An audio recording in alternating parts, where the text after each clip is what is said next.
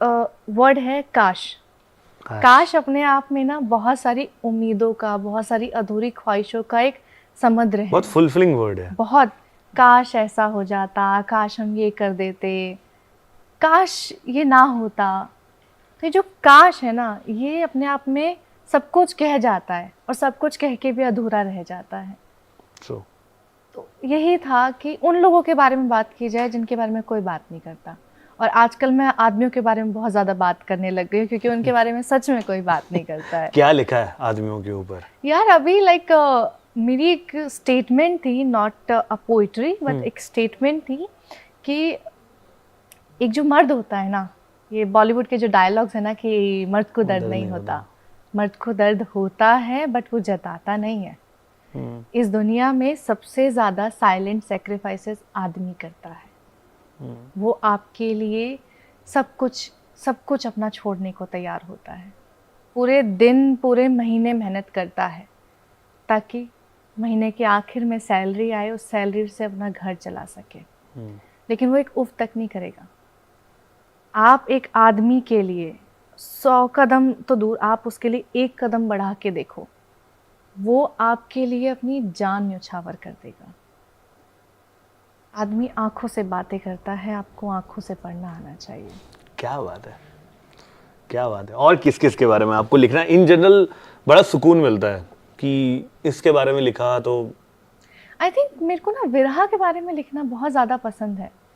Okay. विरहा is separation, जुदाई। जुदाई।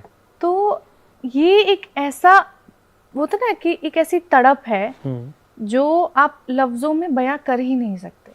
वो होता है ना, शायरी का मतलब होता है कि कम शब्दों में एक ऐसी बात कह जाना जिसके 10 मतलब हो। सही बात। 10 आदमी उसको सुने तो उसके ज़िंदगी में 10 तरीके के असर पड़े। ये शायरी का एक असल मायना होता है।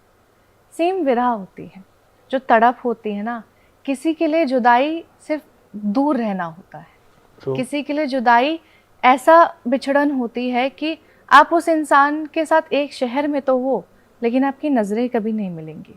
अगर आपके लिए आपकी नज़रें मिले भी तो जो दर्द है ना कि आप फिर के नज़रें फिरा के चले जाओगे, वो विरह का दर्द है। एक विरह का दर्द होता है जब आप इंसान को कभी देख ही नहीं सकते क्योंकि वो इस दुनिया में नहीं है। तो ये जो विरह की अलग अलग कंडीशंस हैं, उनके बारे में लिखना मुझे ऐसा लगता है कि शायद मैं किसी के दर्द के बारे में लिख रही हूँ और जब वो इस चीज़ को सुनेगा तो वो शायद उसको सुकून मिले। यार वो सुनाओ ना, मतलब I would love to listen to something like this. मतलब ऑल्दो सैड कॉनोटेशन पे है, हम हंसते खिलखिलाते रहते हैं, लेकिन आई गेस सैडनेस में भी एक अलग खुशी है। मेरी एक बहुत प्यारी सी नज्म है, आप गिटार प्ले करें? जरूर। ठीक है, बिकॉज आप लेके आए हैं हाँ, इसको हाँ, तो मैं इसका यूज तो करना पड़ेगा। इसका यूज करना पड़ेगा। ये एक ऐसी चीज है, ये एक ऐसी नज्म है जिसमें मोहब्बत के बारे में सिर्फ ये कहा गया है कि तुम्हारा होना ना होना एक बराबर था। क्या मोहब्बत में सारे वादे, सारे इरादे, सारे जज्बात एक तरफा होते हैं? अगर नहीं तो वो सिर्फ मेरे क्यों थे? एक इश्क था, एक तू था। एक इश्क था, एक तू था, ना तू मिला ना इश्क मिला। कुछ तो था दरमिया, अब क्या था किसे पता। एक डोर थी खिंची खिंची, एक और तू, एक मैं खड़ी, मैंने एक कस के थामी थी। वो डोर जो तूने छोड़ दी, छूटा बहुत कुछ मगर तेरी याद मैंने थाम ली। धुंधली सी एक कोने में तस्वीर तेरी टांग दी। आंखें मीच कर अपनी फिर एक सुकून की सांस ली। एक इश्क था, एक तू था, ना तू मिला ना इश्क मिला। क्या बात है, बहुत बहुत बहुत बहुत बहुत ही खूबसूरत। क्या लगता है जीवन में क्या लिखने के में सबसे ज्यादा सुकून मिलेगा जो अभी तक नहीं लिखा है? अभी उसकी तलाश जारी है। तो भी मतलब एक पोएट की लाइफ में बहुत स्ट्रगल है, राइट?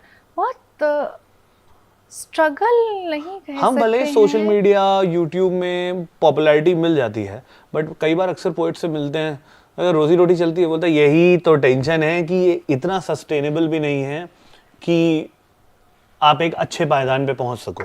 वो स्ट्रगल तो होगा, ऑफ कोर्स होगा। वो स्ट्रगल है। और इसी के साथ ना ये जो नए दौर के लोग अभी जो इस फील्ड में आ रहे हैं, जो एस्पायरिंग राइटर्स हैं, मैं सिर्फ एक बात कहूँगी, क्योंकि मैं आज इस पायदान पे हूँ कि शायद मैं कुछ एक बात ऐसे कह सकूँ कि जो उनको मदद करे।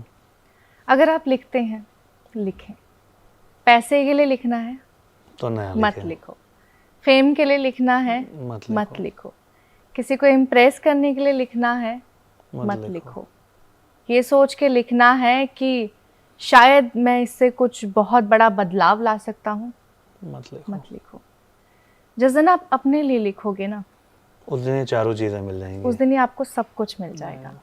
लेकिन अगर ये दिमाग में रख के चल रहे हो कि मुझे लिख कर रोजी रोटी चलानी है, तो कविताएं आपको ये सब नहीं देंगी।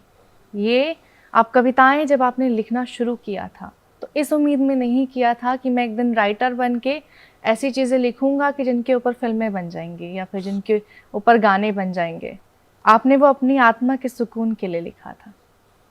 तो अगर आप वो चीज़ जिंदा रखोगे जहाँ से आपने शुरुआत की थी, वो कहते हैं ना, अपनी जड़ों को याद रखोगे तो जड़ें जो हैं तुमको आगे पेड़ बनाएंगी। क्या बात है। अगर जड़ों से उखड़ जाओगे तो आप कुछ नहीं बचोगे। मुझे बहुत सालों पहले किसी ने पूछा था कि क्यों लिखते हो, तो मैंने पता नहीं रैंडमली कहाँ से स्टेटमेंट बोला था, लिखते तो इसलिए हैं ताकि कलम के लिए दवात खरीद सके। कि क्योंकि और तो कुछ मिलना नहीं है, सिर्फ इतना ही मिल पाएगा कि कलम के लिए बस दवात खरीद सके।